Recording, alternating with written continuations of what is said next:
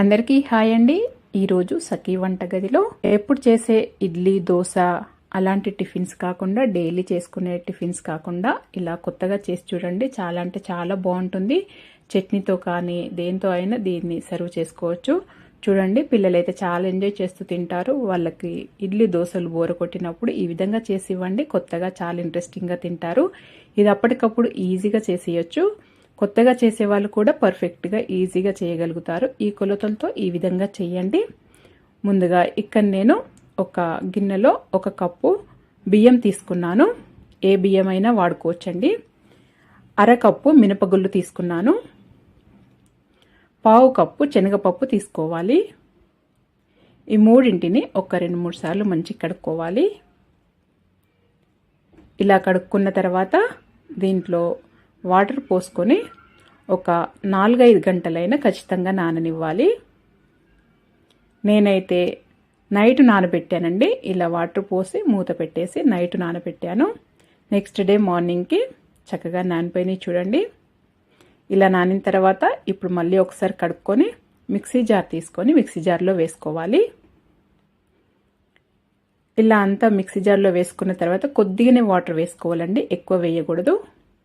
వేసుకొని ఇలా smooth paste లాగా పట్టుకోవాలి. బరకగా ఉండొద్దు అసలు కూడా. ఇలా స్మూత్గా కన్సిస్టెన్సీ ఇలా స్మూత్గా ఉంటేనే బాగుంటుంది. ఇప్పుడు వేరొక గిన్నెలోకి వేసుకోవాలి. ఇప్పుడు రుచికి తగినంత ఉప్పు వేసుకోవాలి. ఉప్పు తక్కువనే వేసుకోవచ్చండి దీంట్లో. అంతా ఇలా కలుపుకున్న తర్వాత దీంట్లో ఒక ఈనో ప్యాకెట్ వేస్తున్నానండి. ఇది వేసుకొని చక్కగా మిక్స్ చేసుకోవాలి. ఇది వేసిన తర్వాత ఒక 1 to 2 minutes అయినా ఇలా మంచిగా కలపాలి. ఇలా బీట్ చేస్తున్నట్టుగా కలపాలి. ఇలా కలిపితే ఆ కన్సిస్టెన్సీ, పిండి కన్సిస్టెన్సీ అనేది స్మూత్గా చాలా ఫ్లఫీగా వస్తుంది. అంతవరకు కలపాలి. చూడండి, ఫస్ట్ కంటే ఇప్పుడు ఎలా ఉంది కన్సిస్టెన్సీ, ఇలా ఉండాలి. ఒక ప్లేట్లోకి ఇలాంటి ప్లేట్ తీసుకోండి. ఇలాంటి ప్లేట్ తీసుకొని కొద్దిగా ఆయిల్ ఇలా అప్లై చేసుకొని ప్లేట్కి అంతా ఈ బ్యాటర్ వేసుకోవాలి. దాంట్లో ఈ బ్యాటర్ మాత్రం స్మూత్గా ఉండేటట్టు చూసుకోండి. అలాగైతే పర్ఫెక్ట్గా చాలా స్పాంజీగా వస్తుంది. ఇలా వేసుకున్న తర్వాత అంతవరకు నేను పొయ్యి పైన ఒక కడాయిలో, పెద్ద కడాయిలో ఇలా నీళ్లు వేడి చేసి మిడిల్లో ఇలా స్టాండ్ పెట్టానండి. స్టాండ్ పెట్టి స్టాండ్ పైన ఆ ప్లేట్ పెట్టాలి. పైన కొద్దిగా చిల్లీ పౌడర్ ఇలా చల్లుకోవాలి. ఇలా చల్లుకొని మూత పెట్టేసి మీడియం ఫ్లేమ్లో 10 to 15 minutes వరకు స్టీమ్ చేయాలి. ఆవిరిలో ఉడికించాలి. మధ్యలో చెక్ చేసుకోవాలండి. నేను మధ్యలో చెక్ చేశాను, అది ఇంకా కాలేదు. చూడండి, ఇలా నైఫ్ కానీ టూత్ పిక్ కానీ ఇలా గుచ్చి చూస్తే దానికి ఏం అతుక్కోకుండా క్లియర్గా వస్తే అది మొత్తం మంచిగా ఉడికినట్టు. అలా మంచిగా ఉడికిన తర్వాత స్టవ్ ఆఫ్ చేసేసి కింద ఈ ప్లేట్ని కింద పెట్టేసుకొని చల్లార్చుకోవాలండి. ఇలా చల్లారిన తర్వాత మంచిగా కట్ చేసేసుకోవటమే. ఇలా పీసెస్గా మీ ఇష్టం ఉన్న పీసెస్గా కట్ చేసుకోవటమే. నేనైతే ఇలా కట్ చేస్తున్నాను. చల్లారిన తర్వాతనే ఇలా కట్ చేసుకోవాలి, లేకపోతే సరిగా రాకపోవచ్చండి. కొద్దిగా చల్లారిన తర్వాత కట్ చేయండి. ఇలా ప్లేట్ సైడ్స్ను కూడా ఇలా అంటే ఈజీగా వచ్చేస్తుంది ప్లేట్ నుండి. ప్లేట్కి ఏం అతుక్కోదండి. చూడండి, చక్కగా వచ్చేస్తుంది.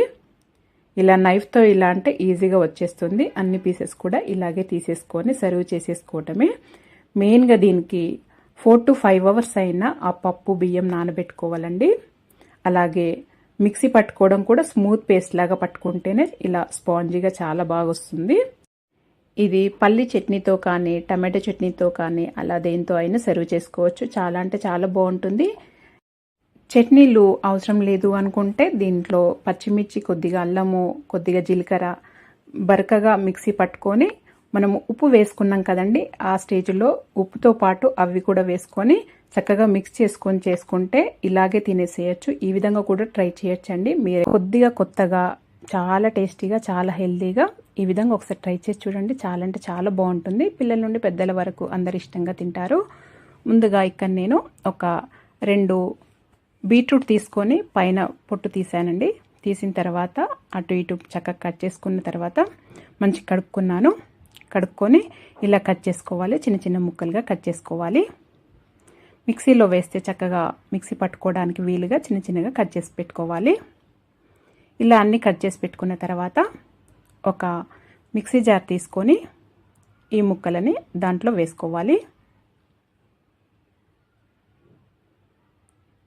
ఇలా అన్నీ వేసుకున్న తర్వాత దీంట్లో ఒక 4-5 ఎండుమిర్చి లోపట విత్తనాలు తీసేసి వేయండి.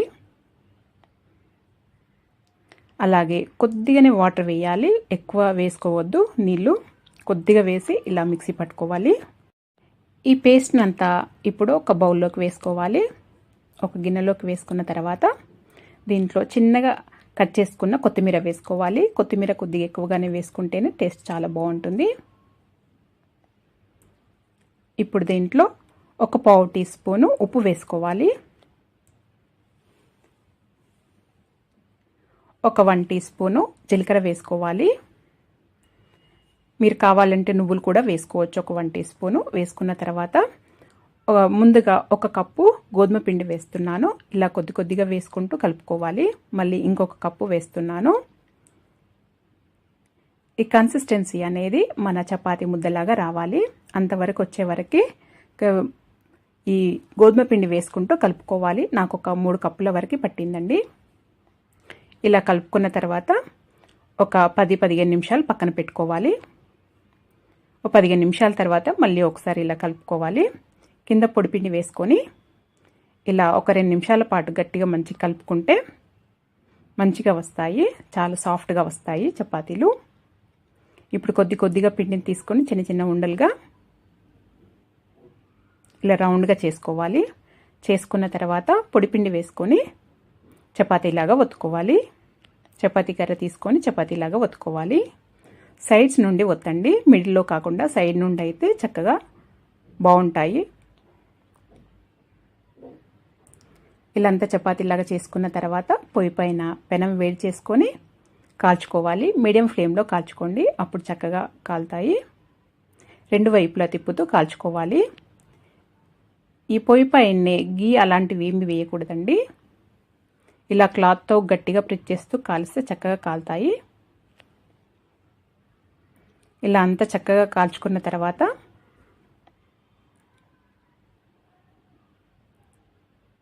రెండు వైపులా కూడా ఇలా క్లాత్తో గట్టిగా ప్రెస్ చేసి కాల్చాను.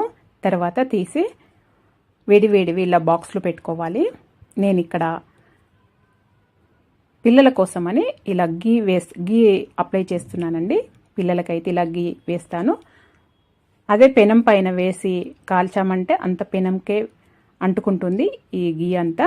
ఇలా కాకుండా ఇలా బౌల్లో వేసుకున్న తర్వాత వేడిగా ఉన్నప్పుడే గీ అప్లై చేసుకుంటే చాలా సాఫ్ట్గా చాలా బాగుంటాయి.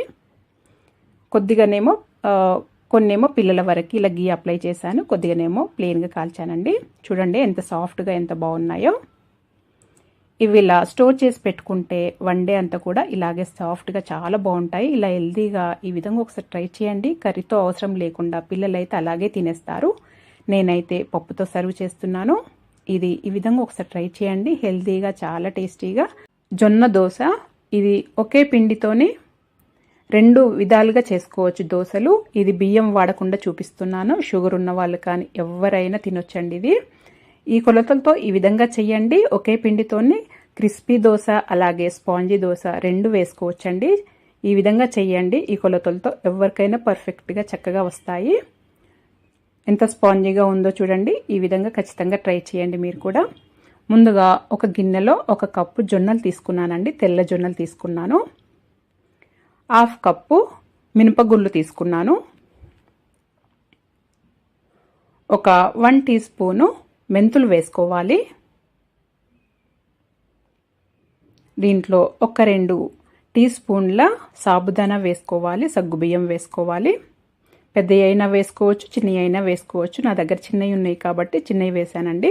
వేసుకొని ఒక 2-3 సార్లు మంచిగా కడుక్కోవాలి. కడుక్కున్న తర్వాత ఇలా ఎక్కువ వాటర్ పోసుకొని ఒక 6 to 8 అవర్స్ అయినా ఖచ్చితంగా నాననివ్వాలండి. జొన్నలు ఉన్నాయి కాబట్టి ఎక్కువసేపు నానాలి ఖచ్చితంగా. ఇలా ఒక 10 అవర్స్ నానబెట్టానండి నేనైతే. ఒక 10 అవర్స్ తర్వాత చూడండి మళ్ళీ ఒకసారి కడుక్కున్న తర్వాత మిక్సీ జార్ తీసుకొని మిక్సీ జార్లో వేసుకోవాలి కొద్దిగా. ఇప్పుడు దీంట్లో కొద్దిగానే వాటర్ వేసుకోవాలండి. మరి ఎక్కువగా వేసుకొని మిక్సీ పట్టుకోవద్దు. కొద్దిగా వేసుకొని మిక్సీ పట్టుకోవాలి. ఇలా స్మూత్గా పట్టుకోండి, కొద్దిగా కూడా బరకగా లేకుండా ఇలా స్మూత్ పేస్ట్ లాగా పట్టుకోవాలి. ఇప్పుడు ఒక పెద్ద గిన్నెలో వేసుకోండి. ఇది పులియబెట్టినప్పుడు మంచిగా పొంగకుండా అలాగ పెద్ద గిన్నెలో వేసుకున్నట్లయితే నిండుగా చక్కగా వస్తుందండి. అంతా ఇలా మిక్సీ పట్టుకున్న తర్వాత మళ్ళీ ఒకసారి ఇలా చక్కగా మిక్స్ చేసుకున్న తర్వాత మూత పెట్టేసి, నేను ఇది నైట్ పెట్టానండి. నైట్ 8 o'clock అలా పెట్టాను. నెక్స్ట్ డే మార్నింగ్కి 6కి తీసానండి. ఇది చూడండి చక్కగా పులిసింది, చక్కగా ఫర్మెంటేషన్ అయింది. ఈ విధంగా కొలతలతో చేయండి, మంచిగా పులిసి చాలా బాగుంటుంది. పిండి కన్సిస్టెన్సీ అనేది చూడండి ఇలా ఉండాలి. ఇలా ఉంటే దోశలు మెత్తగా అంటే మెత్తగా వస్తాయి, లేదా క్రిస్పీగా అంటే క్రిస్పీగా వస్తాయి. దోశలు వేసుకునేటంలో కూడా ట్రిక్స్ ఉంటాయండి. ఇప్పుడు దీంట్లో మీ రుచికి తగినంత ఉప్పు వేసుకోవాలి. నేను ఒక 1 teaspoon వేస్తున్నాను. ఈ ఉప్పు వేసుకోకున్నా కానీ ఈ దోశలు చాలా టేస్టీగా ఉంటాయండి, అలాగే అయినా వేసుకోవచ్చు. మొత్తం అంతా ఇలా ఉప్పు వేసుకున్న తర్వాత ఒకసారి కలుపుకొని పొయ్యి పైన పెనం వేడి చేసుకొని ఇలా ఒక 2 గరిటెల పిండి వేసి ఇలా దోశ వేసుకోవాలి. ఈ దోశ వేసేటప్పుడు తక్కువ మంటలో పెట్టి వేయండి. ఫస్ట్ దోశ కొద్దిగా మెత్తగా వేస్తున్నానండి. చూడండి ఎంత చక్కగా పొంగినట్టుగా చాలా బబుల్స్ లాగా చాలా చక్కగా వస్తుంది కదా. పిండి ఈ విధంగా చేయండి, ఎవరికైనా చక్కగా పర్ఫెక్ట్గా వస్తుంది. ఇది కొద్దిగా కాలిన తర్వాత కొద్దిగా నూనె పైన వేసి మంచిగా లో టు మీడియం ఫ్లేమ్లో కాల్చుకోవాలండి. హై ఫ్లేమ్ అస్సలు పెట్టకండి. మంచిగా ఒక వైపు కాలిన తర్వాత ఇంకొక వైపు తిప్పి కాల్చుకోవాలి. 2 వైపులా కాలిన తర్వాత తీసి సర్వ్ చేసేసుకోవటమే. ఇప్పుడు నెక్స్ట్ దోశ కూడా వేసి చూపిస్తున్నానండి. ఇది క్రిస్పీగా వేస్తున్నాను. ఇది కూడా వేసేటప్పుడు లో ఫ్లేమ్లోనే పెట్టి వేసుకోవాలి. దోశ వేసుకున్న తర్వాత ఈ క్రిస్పీ దోశకి లో ఫ్లేమ్లోనే కాల్చుకోవాలండి. దోశ లో ఫ్లేమ్లో కాల్చుకుంటే క్రిస్పీగా వస్తుందండి. ఇలా దోశ కాలిన తర్వాత ఒకవైపు సైడ్ నుండి ఫస్ట్ ఇలా అనుకుంటే తర్వాత మిడిల్లో అంటే దోశ విరిగిపోకుండా చక్కగా వస్తుందండి. ఇలా తీయాలి దోశని, అప్పుడు విరిగిపోదండి. ఇంకో వైపు కూడా మంచి కాల్చుకున్న తర్వాత ఇంకో వైపు కూడా లో ఫ్లేమ్లోనే కాల్చుకోండి. తర్వాత తీసి సర్వ్ చేసేసుకోవటమే. ఇది స్పాంజీ దోశ వేసి చూపిస్తున్నానండి, చాలా స్పాంజీగా వస్తుంది. ఈ పిండితోటే చూపిస్తున్నాను. జస్ట్ ఒక 2 గరిటెలు వేసి ఎక్కువగా స్ప్రెడ్ చేయొద్దండి, అలాగే జస్ట్ పైన కొద్దిగా ఇలా అని వదిలేయాలి. ఇది లో టు మీడియం ఫ్లేమ్లో అడ్జస్ట్ చేసుకుంటూ ఫస్ట్ లో ఫ్లేమ్లో పెట్టాలి, తర్వాత మీడియం ఫ్లేమ్లో అడ్జస్ట్ చేసుకుంటూ ఇలా బబుల్స్ లాగా స్పాంజీగా అయిన తర్వాత మళ్ళీ లో ఫ్లేమ్లో పెట్టి కాల్చుకోవాలండి. చూడండి ఇది కూడా ఎంత చక్కగా స్పాంజీగా వచ్చిందో.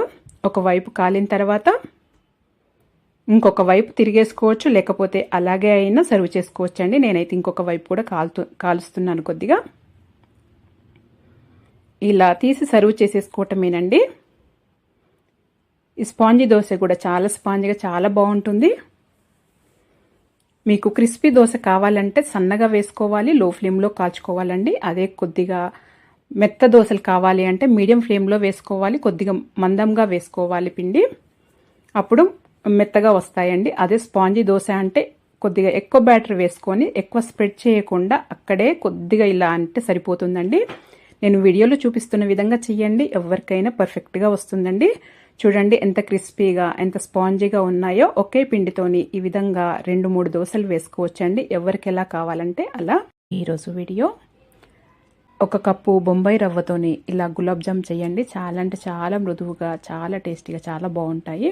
చేయడం కూడా చాలా ఈజీగా అండి, అప్పటికప్పుడు ఈజీగా చేసేయచ్చు. ముందుగా పొయ్యి పైన ఒక ప్యాన్ పెట్టుకొని దీంట్లో 1 కప్పు బొంబాయి రవ్వ వేసుకున్నాను. వేసుకొని కొద్దిగా వేయించుకోవాలి. ఇలా వేయించుకొని పక్కన తీసి పెట్టుకోవాలి. అదే ప్యాన్లో 1/2 లీటర్ ఫుల్ క్రీమ్ మిల్క్ తీసుకున్నాను. 1/2 లీటర్ కరెక్ట్గా సరిపోతాయండి. ఇలా తీసుకున్న తర్వాత ఇవి మరిగించుకున్న తర్వాత పాలు దీంట్లో ఒక 1 teaspoon చక్కెర వేసుకోవాలి. 1/4 కప్పు మిల్క్ పౌడర్ వేసుకోవాలి. ఇది ఆప్షనల్, వేసుకుంటే టేస్ట్ చాలా బాగుంటుంది, లేకపోతే వేసుకోకుండా పర్వాలేదండి. ఇది వేసుకున్న తర్వాత మనము కొద్దిగా వేయించి పెట్టుకున్న బొంబాయి రవ్వ ఉంది కదా, అది వేసుకోవాలి. కొద్దిగా ఇలా సిమ్లో పెట్టుకొని కొద్దిగా ఇలా వేసుకుంటూ కలుపుకుంటూ ఇలా కుక్ చేసుకోవాలి. మొత్తం ఇలా వేసుకొని తక్కువ మంట పైన లో ఫ్లేమ్లో పెట్టుకొని ఇలా ఉడికించుకోవాలి. మొత్తం ఇలా గట్టి పడే వరకు, ఈ ప్యాన్ నుండి సపరేట్ అయ్యే వరకు ఇలా మంచిగా ఉడికించుకొని పక్కన పెట్టి చల్లారనివ్వాలి. అంతవరకు పొయ్యి పైన ఇంకొక గిన్నె పెట్టుకొని దాంట్లో ఒక 2 కప్పుల చక్కెర వేసుకున్నాను. 2 కప్పుల చక్కెరకి 2 కప్పుల నీళ్లు పోసుకోవాలి. ఇలా ఈక్వల్గా తీసుకొని ఇవి చక్కెర మరిగించుకోవాలి. ఈ చక్కెర పాకంని, ఇదేం పాకం రానవసరం లేదండి, ఒక 5 నిమిషాలు మరిగితే సరిపోతుంది. ఇలా కలర్ ఉండటానికి ఇది రిఫైన్డ్ షుగర్ కాదండి, ఇది వైట్గా లేదు షుగర్, ఇది చెరుకు రసం లాగానే ఉంటుంది. అందుకే ఇలాంటిది వాడతాను నేను ఎక్కువగా. ఇప్పుడు దీంట్లో ఒక 1 టీ స్పూన్ ఇలాచీ పౌడర్ వేసుకొని ఒక 3 to 5 మినిట్స్ మరిగించుకున్న తర్వాత పక్కన పెట్టుకోవాలి అది. ఇప్పుడు ఇది ఉడికించుకున్న రవ్వది, ఇది చల్లారిపోయిందండి. ఇలా చేత్తోని మంచిగా గట్టిగా ప్రెస్ చేస్తూ ఇలా కలుపుకోవాలి. ఒక 3 నుంచి 5 నిమిషాల వరకు ఇలా మంచిగా సాఫ్ట్గా అయ్యే వరకు కలుపుకోవాలి. చూడండి, ఇలా సాఫ్ట్గా అయ్యే వరకు కలుపుకోవాలి. గట్టిగా ప్రెస్ చేస్తే కలుపుకుంటే చక్కగా వస్తాయి. ఇప్పుడు కొద్దిగా చేతికి నూనె కానీ నెయ్యి కానీ అప్లై చేసుకొని ఇలా చిన్న చిన్న ఉండలు తీసుకొని ఇలా గులాబ్ జామ్ బాల్స్ లాగా చేసుకోవాలి. చూడండి, ఇలా పగులు లేకుండా చేసుకోవాలి. పిండి ఇలా కలుపుకుంటే చక్కగా వస్తాయి. పగులు లేకుండా చిన్న చిన్న ఉండలుగా చేసి పెట్టుకోవాలి. చూడండి, అన్ని ఇలా చేసుకోవాలి. ఒకటి కూడా పగులు లేకుండా చాలా బాగా వచ్చాయి కదా. ఆ గులాబ్ జామ్ బాల్స్ చేసుకునేంత వరకు నేను పొయ్యి పైన నూనె వేడి చేసి పెట్టానండి. ఇలా వేడైన తర్వాత లో ఫ్లేమ్లో పెట్టుకొని బాల్స్ వేసుకొని మీడియం ఫ్లేమ్లో ఫ్రై చేసుకోవాలి. మీడియం ఫ్లేమ్లో అయితే లోపటి వరకు చక్కగా ఫ్రై అయ్యి చాలా బాగుంటాయి, లేకపోతే పిండి పిండిగా అలాగే ఉంటాయి. ఇలా మంచి కలర్ వచ్చే వరకు ఫ్రై చేసుకోవాలి. చూడండి, ఒకటి కూడా పగులు లేకుండా చాలా చక్కగా రౌండ్గా చాలా బాగా వచ్చాయి కదా. ఇలా మంచి కలర్ వచ్చే వరకు ఫ్రై చేసుకొని తీసి, గులాబ్ జామ్ బాల్స్ ఫ్రై అవుతున్నప్పుడు మధ్యలోనే ఫ్రై అయ్యేంత వరకు ఇక్కడ నేను ఈ షుగర్ సిరప్ అనేది కొద్దిగా వేడి చేసుకొని మళ్ళీ వేరే బౌల్లోకి ఇలా స్ట్రెయిన్ చేసి పెట్టుకుంటున్నాను. అదే ఇలాచి పౌడర్ ఏదైనా నలతలు ఉంటే పోతాయని ఇలా స్ట్రెయిన్ చేసి పెట్టాను, వడగట్టుకు పెట్టాను. ఇది చక్కెర సిరప్ అనేది వేడిగా ఉండాలండి. వేడిగా ఉన్నప్పుడే ఈ గులాబ్ జామ్ బాల్స్ తీసి వేయాలి. ఇలా చక్కెర పాకంలో వేసిన తర్వాత ఒక అరగంట ఉంచి తీసి సర్వ్ చేసేసుకోవటమేనండి. చల్లగా అయినా వేడిగా అయినా సర్వ్ చేసుకోవచ్చు. ఈ విధంగా ఒకసారి మీరు కూడా ట్రై చేయండి. మీకు కనుక వీడియో నచ్చినట్టయితే లైక్ చేయండి, షేర్ చేయండి, సబ్స్క్రైబ్ చేసుకోండి. Thank you for watching.